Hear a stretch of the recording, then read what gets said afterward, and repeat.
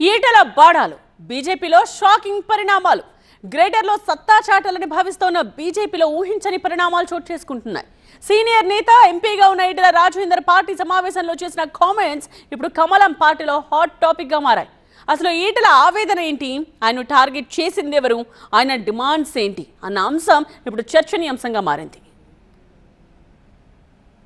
Greater Hyderabad పరిధిలోని 3 కార్పొరేషన్ల ఎన్నికలకు బీజేపీ సిద్ధమవుతున్న వేళ అనూహ్య పరిణామం చోటు చేసుకుంది. పార్టీ రాష్ట్ర నాయకత్వం తీరుపై మల్కాజ్గిరి ఎంపీ ఈటల రాజేందర్ బహిరంగంగానే అసంతృప్తి వ్యక్తం చేశారు. మేము ఉన్నామని గుర్తించండి అంటూ ఈటల చేసిన వ్యాఖ్యలు 3వ కార్పొరేషన్ ఎన్నికల సన్నాహక సమావేశంలో చర్చకు దారితీశాయి.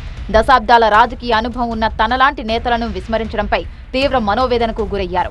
రాష్ట్ర అధ్యక్షుడు రామచంద్రరావు, కేంద్ర మంత్రి కిషన్ రెడ్డి, ఇన్ఛార్జ్ అభయ్ పాటిల్ ముందు కుండబద్దలు కొట్టి రాష్ట్ర నాయకత్వానికి కీలక సూచనలు చేశారు. కేవలం తన ఆవేదన వెల్లడించడంతోనే ఆగలేదు ఈటల. రాబోయే గ్రేటర్ ఎన్నికల్లో అభ్యర్థుల ఎంపికపై క్లారిటీ ఇచ్చేశారు. కొత్త డివిజన్ అధ్యక్షులు, కార్పొరేట్ అభ్యర్థుల ఎంపికలో స్థానిక ఎంపీలకే ప్రాధాన్యత ఇవ్వాలని డిమాండ్ చేశారు.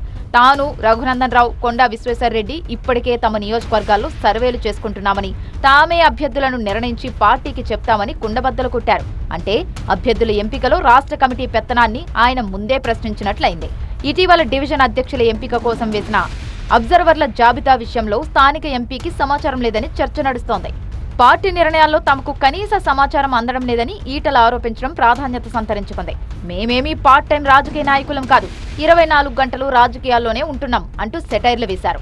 రాష్ట్ర అధ్యక్షుడు రామచంద్రరావు, కేంద్ర మంత్రి కిషన్ రెడ్డి వంటి నేతలు తమ సూచనలను పరిగణలోకి తీసుకున్నారు.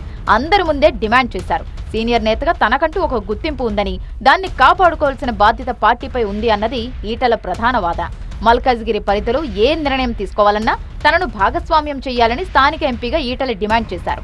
ఇక ఈటలను అత్యంత బాధించిన విషయం, మరో విశేషం, సోషల్ మీడియాలో జరుగుతున్న దుష్ప్రచారం. తనపై వస్తున్న నెగిటివ్ కామెంట్ల వెనుక సొంత పార్టీ నేతలే ఉన్నారని ఆయన మండిపడ్డారు.